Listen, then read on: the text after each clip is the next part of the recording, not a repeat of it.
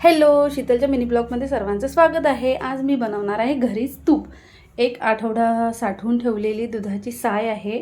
गाईचं दूध होतं आणि त्याचं मग मी आज बनवणार आहे तूप, एकदम ऑर्गॅनिक।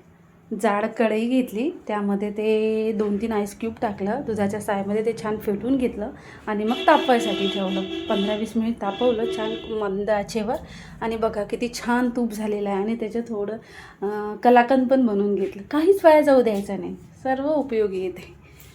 आणि बघा किती छान तूप झालेलं आहे, एकदम पिवळं गाईच्या दुधाचं तूप आहे हे, छानपैकी। आणि वास इतका खमंग येत आहे, खूपच छान। आणि कलाकंद पण टेस्टी झालेला आहे।